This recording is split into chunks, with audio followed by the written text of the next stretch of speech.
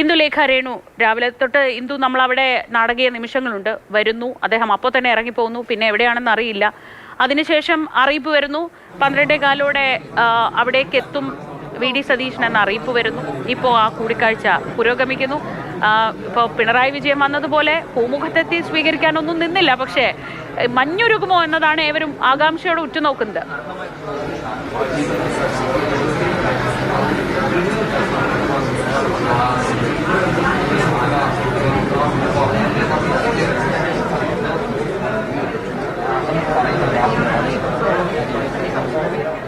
ഇന്ദു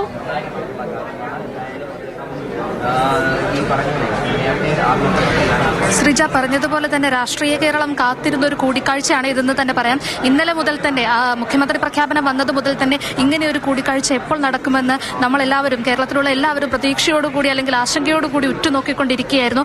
ആ കൂടിക്കാഴ്ചയാണ് ഇപ്പോൾ നടക്കുന്നത് എന്ന് പറയാം. ഇവിടെ അല്പം മുമ്പ്, കൃത്യം പറഞ്ഞാൽ ഒരു 5 മിനിറ്റ് ആകുന്നതേയുള്ളൂ, നിയുക്ത മുഖ്യമന്ത്രി വി.ഡി. സതീശൻ രമേശ് ചെന്നിത്തലയുടെ വഴുതക്കാടുള്ള വസതിയിലേക്ക് എത്തിയിട്ടുണ്ട്. ഉള്ളിലേക്ക് കയറിയിട്ടുണ്ട്. ഉള്ളിൽ സംസാരിക്കുകയാണ്. നമ്മൾ പറഞ്ഞതുപോലെ തന്നെ മഞ്ഞുമല ഉരുകുമോ, ആ ഉള്ള പിണക്കം എത്തരത്തിൽ തുടച്ചു നീക്കാം എന്നുള്ളതാണ് ഇനിയുള്ള ചർച്ചയ്ക്കുള്ള ഒരു കാരണമെന്നാണ് മനസ്സിലാക്കുന്നത്. കാരണം നമുക്കറിയാം, രാവിലെ ഗുരുവായൂരിൽ നിന്ന് രമേശ് ചെന്നിത്തല നേരെ വഴുതക്കാടേക്കുള്ള വീട്ടിലേക്ക് എത്തിയിരുന്നു. അപ്പോൾ തന്നെ വി.ഡി. സതീശൻ രമേശ് ചെന്നിത്തലയെ കാണാൻ ഇവിടേക്ക് എത്തുമെന്നുള്ള ഒരു വാർത്ത നമുക്ക് എല്ലാവർക്കും ലഭിച്ചിരുന്നു. നമ്മളെല്ലാവരും ഇവിടെ ഉണ്ടായിരുന്നു. പ്രതികരണങ്ങൾ ആരാഞ്ഞപ്പോൾ ഇപ്പോൾ ഞാനൊന്നും പറയാൻ താല്പര്യപ്പെടുന്നില്ല, പറയാനുള്ളതെല്ലാം ഇതെല്ലാം ഗുരുവായൂരിൽ വെച്ച് പറഞ്ഞു എന്നാണ് ചെന്നിത്തല പറഞ്ഞിരുന്നത്. മാത്രമല്ല, പെട്ടെന്ന് തന്നെ വീട്ടിലേക്ക് എത്തി അധികം നിൽക്കാതെ 2 മിനിറ്റിനുള്ളിൽ തന്നെ പുറത്തേക്ക് ഇറങ്ങി ഒരു ബന്ധുവിന്റെ വീട് സന്ദർശിക്കാനായി ഞാൻ പോവുകയാണെന്ന് പറഞ്ഞ് അദ്ദേഹം പുറപ്പെട്ടു പോയിരുന്നു. ഇപ്പോൾ ഒരു 12:15 കൂടിയാണ് തിരികെ വീട്ടിലേക്ക് എത്തിയത്.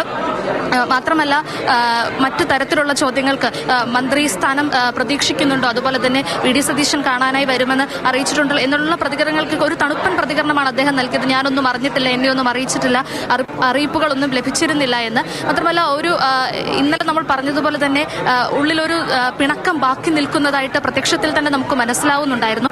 ആ പിണക്കത്തെ ഈ ഒരു കൂടിക്കാഴ്ച കൊണ്ട് തുടച്ചു നീക്കാൻ കഴിയുമോ എന്നാണ് ഇനി അറിയേണ്ടിയിരിക്കുന്നത്. വി.ഡി. സതീശൻ ഇവിടെ എത്തി. വി.ടി. ബൽറാം, അബിൻ വർക്കി തുടങ്ങിയ MLA-മാരൊക്കെ തന്നെ രമേശ് ചെന്നിത്തലയുടെ വസതിയിലേക്ക് ആദ്യമേ തന്നെ എത്തിയിരുന്നു. അവരെല്ലാവരും തന്നെ ഉള്ളിലുണ്ട്.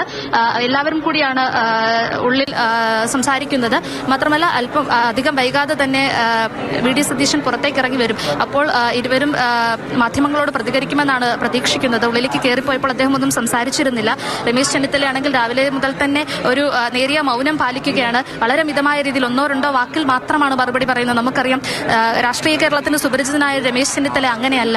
ഏതു ചോദ്യങ്ങൾക്കും മാധ്യമങ്ങളോട് പ്രതികരിക്കുന്ന, നമ്മളോടൊക്കെ സംസാരിക്കുന്ന, എല്ലാത്തിനും ഒരു അഭിപ്രായം പറയുന്ന ഒരു വ്യക്തിയാണ്. പക്ഷേ ആ തുടരുന്ന മൗനം, അതുപോലെ തന്നെ മറ്റൊരു രീതിയിൽ പറഞ്ഞാൽ എന്താണ് അദ്ദേഹത്തിന്റെ ഇപ്പോഴത്തെ ഒരു നിലപാടെന്ന് തുറന്നു പറയാത്തത് നമുക്കെല്ലാവർക്കും ഒരു സംശയം ഉണ്ടാക്കുന്നുണ്ടായിരുന്നു.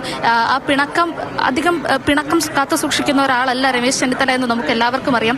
പക്ഷേ ഇത്തരത്തിൽ നിശബ്ദനായിരിക്കുന്നതും ആ ഒരു ചെറിയ പിണക്കം അത് പ്രത്യക്ഷത്തിൽ തന്നെ കാണിക്കുന്നതുമൊക്കെ വീണ്ടും ആശങ്ക കൂട്ടണം. മാത്രമല്ല, വി.ഡി. സതീശൻ മുഖ്യമന്ത്രിയായിരിക്കെ ആ മന്ത്രിസഭയിൽ വെറുമൊരു മന്ത്രിയായി മാത്രം തുടരുമോ, അല്ലെങ്കിൽ ഏതെങ്കിലും പ്രധാന വകുപ്പുകൾ അദ്ദേഹം ആവശ്യപ്പെടുമോ എന്നുള്ളതൊക്കെ ഇനിയൊരു ചോദ്യമായി നിൽക്കുകയാണ്.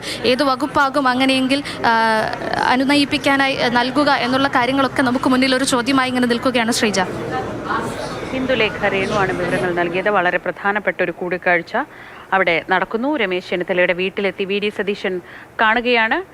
രമേശ് ചെന്നിത്തലയോട് വളരെ അടുപ്പമുള്ള ആളാണ് വി.ഡി. സതീശൻ. ആ സമവാക്യമൊക്കെ അല്പം മുൻപാണ് മാറിയത്.